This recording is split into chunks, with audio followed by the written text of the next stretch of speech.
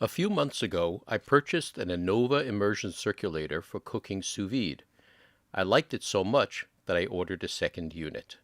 In this video, I'll give an overview of the unit and also show a few of the container configurations that I'm using in my kitchen. The unit arrives in a very nice form-fitted box. Inside the box is a printed manual, although the original one came with a manual on a USB drive. Now they've gone back to paper. It comes with a power cord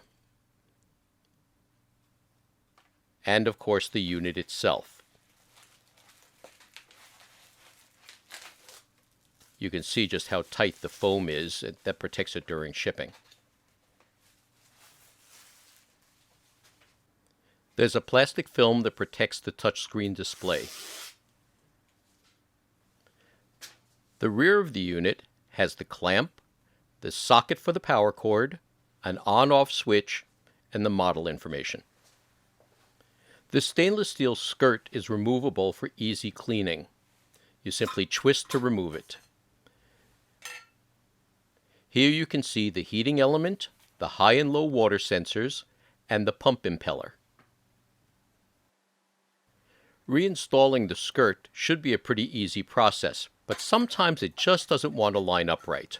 And the reason for this is that the impeller is not going through the hole in the bottom of the skirt. The lower part of the skirt swivels so that you can change the direction of the water flow. By unscrewing this bottom piece, you can easily position the impeller through the hole, check to make sure that it spins freely, reinstall the pump cover, and position the outlet in whichever direction suits your container. This is the smallest container I've been using. It's an all-clad 7-quart pasta pentola. It's about 8 inches high, which is perfect for the Anova Immersion Circulator. This is a good size if you have a small quantity of food to cook, say a couple of eggs or a side order of vegetables, and you don't need to maintain temperature on a lot of water. Let's get ready to fire up the unit for the first time. The power cord is 32 inches long and connects firmly into the rear of the unit. The on-off switch is at the top rear of the unit.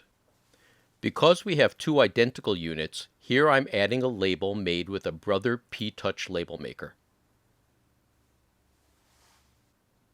Looking down into the pot, you can see that the unit clears the bottom by about 1/4 of an inch. There are also markings for the minimum and maximum water levels.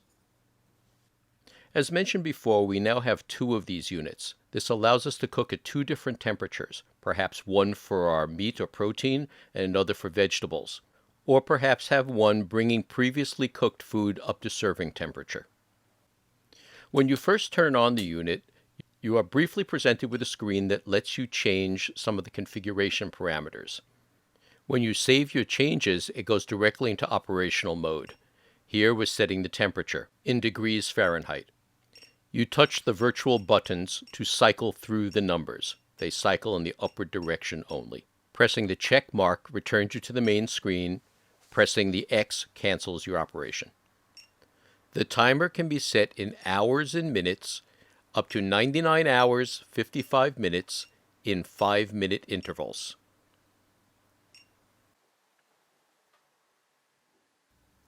So let's start it up for the first time. The pump immediately starts circulating the water. The display cycles through 3 information screens. One screen shows the current temperature of the water, as well as indicators as to whether or not the heater is on. The next screen shows the temperature of the water and how much time is left. And finally, we have a system screen that shows the read temperature, the set temperature, and the time. As long as you don't turn off the power, you can start and stop your unit at any time, maintaining the temperature and the remaining time. After the unit has come up to temperature, it will maintain the set temperature as long as you like. This depends on how you've configured the timer and if the timer is running. The default configuration is when the timer runs out, the unit shuts down. The optional configuration sounds an alarm when the timer ends, but the unit continues to operate. Here you can see the various displays while the unit is up to temperature. The unit cycles between these three displays, but eventually after a few minutes goes dark. Touching the top half of the screen re-enables the display. Let's take a look at the various configuration options.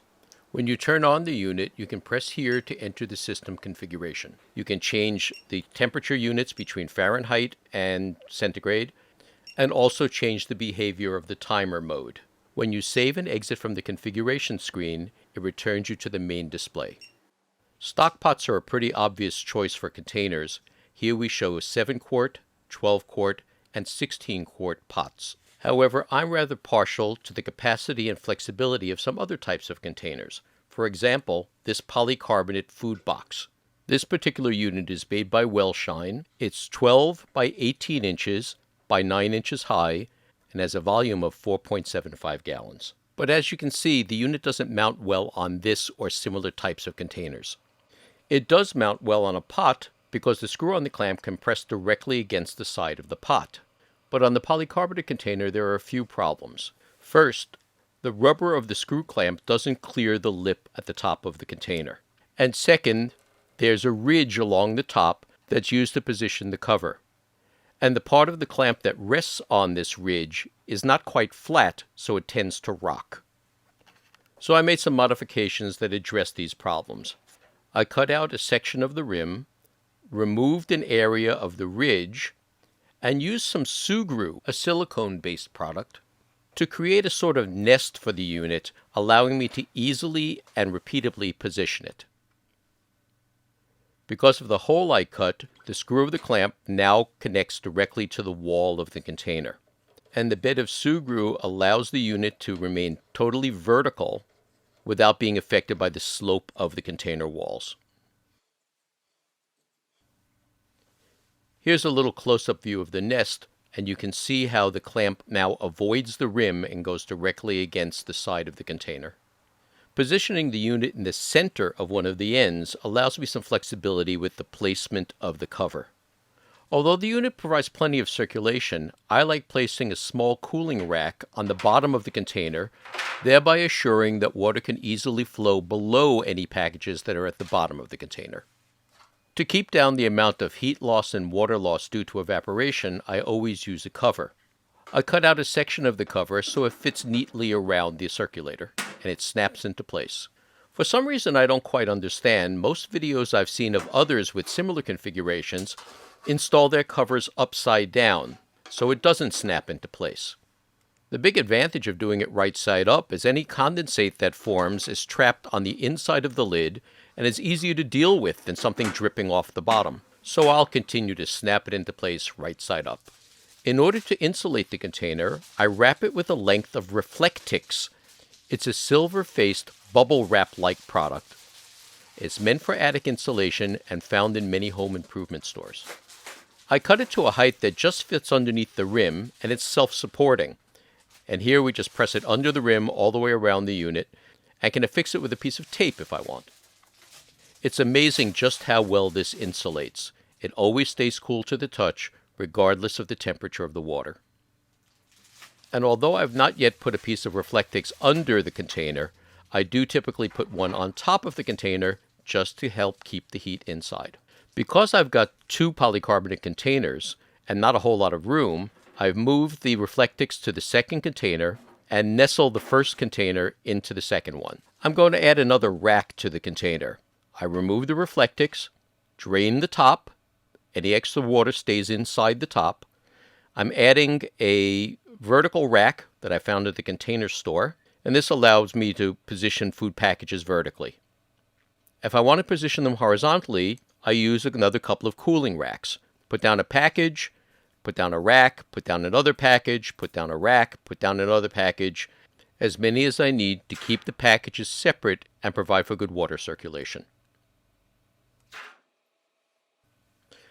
The cover snaps back into place.